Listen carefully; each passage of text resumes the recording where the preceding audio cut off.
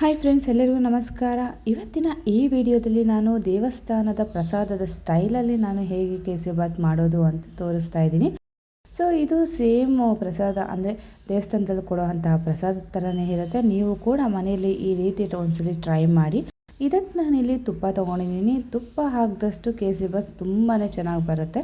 ಅದರ ಜೊತೆಯಲ್ಲಿ 1 ಕಪ್ನಷ್ಟು ಪೈನಾಪಲ್ನ ಸಣ್ಣದಾಗಿ ಕಟ್ ಮಾಡಿ ಇಟ್ಕೊಂಡಿದ್ದೀನಿ. ಯಾಕಂದರೆ ತಿನ್ನಬೇಕಾದ್ರೆ ಬಾಯಿಗೆ ಸಿಗ್ತಾ ಇದ್ದರೆ ಅದ್ರ ರುಚಿ ಇನ್ನೂ ತುಂಬ ಚೆನ್ನಾಗಿರುತ್ತೆ. ಜೊತೆಯಲ್ಲಿ ಡ್ರೈ ಫ್ರೂಟ್ಸು ನಾನಿಲ್ಲಿ ದ್ರಾಕ್ಷಿ ಮತ್ತು ಗೋಡಂಬಿ ತೊಗೊಂಡಿದ್ದೀನಿ. ಅದ್ರ ಜೊತೆಯಲ್ಲಿ ಒಂದು ಅರ್ಧ ಕಪ್ನಷ್ಟು ರವೆ, ಹಾಗೆ ಸಿಹಿಗೆ ತಕ್ಕಷ್ಟು ಸಕ್ಕರೆನ ಹಾಕೋಬೇಕಾಗುತ್ತೆ.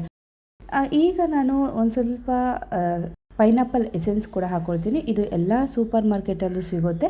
ಇದು ಒಂದು 1/4 ಟೇಬಲ್ ಸ್ಪೂನಷ್ಟನ್ನ ನಾನು ಯೂಸ್ ಮಾಡ್ಕೊಳ್ತೀನಿ, ಯಾಕಂದರೆ ಫ್ಲೇವರ್ಗಾಗಿ ಅಷ್ಟೇ. ಈಗ ಒಂದು ಪಾತ್ರೆಗೆ 2 ಕಪ್ನಷ್ಟು ನೀರು ಹಾಕ್ಕೊಂಡು ನಾನು ನೀರನ್ನ ಕಾಯೋದಕ್ಕೆ ಬಿಡ್ತೀನಿ.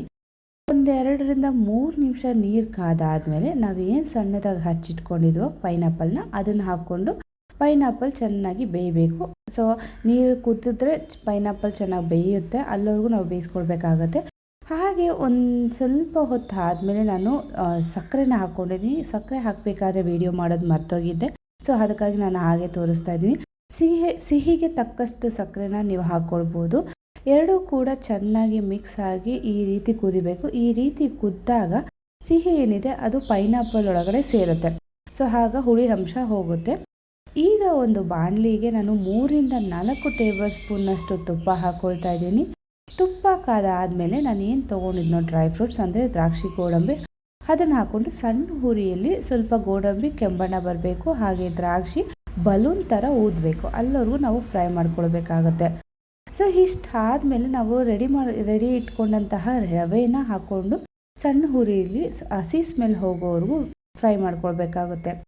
ಇದು ಫ್ರೈ ಆಗಿದೆ ಅಂತ ನಮಗೆ ಯಾವಾಗ ಗೊತ್ತಾಗುತ್ತೆ ಅಂದರೆ ರವೆ ತುಪ್ಪದಲ್ಲಿ ಬೆರೆತು ಗಮ್ ಅಂತ ಸ್ಮೆಲ್ ಬರುತ್ತೆ, ಅಲ್ಲಿವರೆಗೂ ನಾವು ಫ್ರೈ ಮಾಡ್ಕೊಳ್ಬೇಕು. ಇಲ್ಲಿ ನಾನು ಕೇಸರಿಬಾತ್ ಪುಡಿನ ಯೂಸ್ ಮಾಡ್ತಾ ಇಲ್ಲ, ಚೂರು ಅರಿಶಿನ ಹಾಕ್ಕೊಳ್ತಾ ಇದ್ದೀನಿ ಕಲ್ಲರ್ಗಾಗಿ. ರವೆ ಚೆನ್ನಾಗಿ ಫ್ರೈ ಆದಮೇಲೆ ನಾವು ಈಗಾಗಲೇ ಪೈನಾಪಲ್ ಮತ್ತು ಸಕ್ಕರೆ ಎರಡನ್ನೂ ಕುದಿಸಿ ಇಟ್ಕೊಂಡಿದ್ವಲ್ಲ, ಸೊ ಅದನ್ನು ಹಾಕ್ಕೊಂಡು ಚೆನ್ನಾಗಿ ಮಿಕ್ಸ್ ಮಾಡಿಕೊಂಡು ಪ್ಲೇಟ್ ಮುಚ್ಚಿ ಒಂದು 2 ನಿಮಿಷ ಸಣ್ಣ ಹುರಿಲಿ ನಾವು ಬೇಯಿಸ್ಕೊಳ್ಬೇಕಾಗತ್ತೆ. ಸೊ ಇವತ್ತಿನ ಈ ವಿಡಿಯೋದಲ್ಲಿ ನಾನು ಸ್ವೀಟ್ ಅಂದರೆ ಕೇಸರಿಬಾತ್ ಹೇಗೆ ಮಾಡೋದು ಅಂತ ಇಷ್ಟು ಡೀಟೇಲಾಗಿ ತೋರಿಸ್ತಾ ಇದ್ದೀನಿ. ಸೊ ನೀವು ಕೂಡ ನಿಮ್ಮ ಮನೇಲಿ 1 ಟೈಮ್ ಟ್ರೈ ಮಾಡಿ ನೋಡಿ, ಇದು ತುಂಬಾ ಚೆನ್ನಾಗಿ ಬರುತ್ತೆ. ಯಾಕಂದರೆ ನಾವಿಲ್ಲಿ ಪೈನಾಪಲ್ ಎಸೆನ್ಸ್ ಹಾಕಿರೋದ್ರಿಂದ ಆ ಫ್ಲೇವರ್ ಕೂಡ ಅಷ್ಟೇ ಚೆನ್ನಾಗಿರುತ್ತೆ. ಸೊ ಈಗ ಪೈನಾಪಲ್ ಎಸೆನ್ಸ್ ಹಾಕ್ಕೊಂಡೆ ಮತ್ತೆ ಮಿಕ್ಸ್ ಮಾಡಿಕೊಂಡೆ ಮತ್ತೆ ಒಂದು 2 ನಿಮಿಷ ಸಣ್ಣ ಹುರಿಯಲ್ಲಿ ನಾವು ಬೇಯಿಸ್ಕೊಳ್ಬೇಕಾಗುತ್ತೆ. ಇದು ಬೆಂದಾದಮೇಲೆ ನಾವೇನು ಹಾಕಿದ್ವಿ ತುಪ್ಪ, ಅದು ಸಾಕಾಗಿಲ್ಲ ಅಂದರೆ ಮತ್ತಷ್ಟು ನಾವು ಸ್ವಲ್ಪ ತುಪ್ಪ ಹಾಕ್ಕೊಂಡು ಮಿಕ್ಸ್ ಮಾಡ್ಕೊಳ್ಬೇಕಾಗುತ್ತೆ. ಕೇಸರಿಬಾತಿಗೆ ನಾವು ಎಷ್ಟು ತುಪ್ಪ ಹಾಕ್ತೀವೋ ಅಷ್ಟು ಚೆನ್ನಾಗಿ ಕೇಸರಿಬಾತ್ ಬರುತ್ತೆ. ಸೊ ಮತ್ತೆ ಹಾಕ್ಕೊಳ್ಳೋಣ, ಮತ್ತೆ ಹಾಕ್ಕೊಂಡು ಮತ್ತೆ ಮಿಕ್ಸ್ ಮಾಡ್ಕೊಳ್ಳೋಣ. ಯಾಕಂದರೆ ರವೆ ಬೆಂದು ಇದು ನಾವು ಈ ಥರ ಮಿಕ್ಸ್ ಮಾಡಬೇಕಾದ್ರೆ ಬಾಣಲಿಗೆ ಅಂಟಬಾರ್ದು. ಆ ಕನ್ಸಿಸ್ಟೆನ್ಸಿಗೆ ಬಂದಿದ್ದರೆ ಸೊ ಪೈನಾಪಲ್ಲು ಕೇಸರಿಬಾತ್ ರೆಡಿಯಾಗಿದೆ ಅಂತಲೇ ಅರ್ಥ.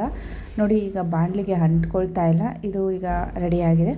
ಇದನ್ನು ಒಂದು ಬೌಲ್ಗೆ ಹಾಕ್ಕೊಂಡು ತಿಂತಾ ಇದ್ದರೆ ಸಖತ್ತಾಗಿರುತ್ತೆ. ಸೇಮ್ ದೇವಸ್ಥಾನದಲ್ಲಿ ಕೊಡೋ ಪ್ರಸಾದದ ಥರನೇ ಇರುತ್ತೆ. ನೀವು ಕೂಡ ನಿಮ್ಮ ಮನೇಲಿ ಒಂದ್ಸಲ ಟ್ರೈ ಮಾಡಿ ನೋಡಿ, ಇದು ಹೇಗೆ ಬಂತು ಅಂತ ಕಮೆಂಟ್ ಮಾಡಿ. ಯಾವುದೇ ಸ್ವೀಟ್ ಆಗಲಿ ಲಾಸ್ಟಲ್ಲಿ ಏಲಕ್ಕಿ ಪುಡಿ ಒಂಚೂರು ಹಾಕಿಲ್ಲ ಅಂದರೆ ಅದು ಸ್ವೀಟ್ ಅನ್ಸ್ಕೊಳ್ಳೋದೇ ಇಲ್ಲ. ಸೊ ಅದಕ್ಕಾಗಿ ಮರ್ತೋಗಿದ್ದಂತಹ ಏಲಕ್ಕಿ ಪುಡಿನ ಲಾಸ್ಟಲ್ಲಿ ಹಾಕ್ಕೊಂಡು ಮಿಕ್ಸ್ ಮಾಡ್ಕೊಳ್ತಾ ಇದ್ದೀನಿ. ನಾನಿವಾಗ ಯಾವ ರೀತಿ ಈ ಪೈನಾಪಲ್ ಕೇಸರಿಬಾತ್ನ ಮಾಡಿದ್ದೀನೋ ಅದೇ ರೀತಿಯಲ್ಲೇ ನೀವು ಮ್ಯಾಂಗೋನ ಯೂಸ್ ಮಾಡಿಕೊಂಡು ಕೂಡ ಕೇಸರಿಬಾತ್ ಮಾಡ್ಬೋದು. ಮ್ಯಾಂಗೋ ಕೂಡ ತುಂಬಾ ಚೆನ್ನಾಗಿ ಬರುತ್ತೆ. ಸೊ ನೋಡಿ, ರೆಡಿ ಆಯಿತು. ಇದನ್ನು ಒಂದು ಬಟ್ಲಿಗೆ ಹಾಕ್ಕೊಂಡು ತಿಂತಾಯಿದ್ರೆ ಸಖತ್ತಾಗಿರುತ್ತೆ. ಇವತ್ತಿನ ಈ ವಿಡಿಯೋದಲ್ಲಿ ನಾನು ಪೈನಾಪಲ್ನ ಯೂಸ್ ಮಾಡಿಕೊಂಡು ಹೇಗೆ ಕೇಸರಿಬಾತ್ ಮಾಡೋದು ಅಂತ ನೋಡಿದ್ರಲ್ಲ. ಮತ್ತಷ್ಟು ವಿಡಿಯೋಗಾಗಿ ನಮ್ಮ ಚಾನಲ್ನ ಸಬ್ಸ್ಕ್ರೈಬ್ ಮಾಡಿ, ಹಾಗೆ ಪಕ್ಕದಲ್ಲಿರುವ ಬೆಲ್ ಐಕಾನನ್ನು ಕ್ಲಿಕ್ ಮಾಡಿ. Thank you.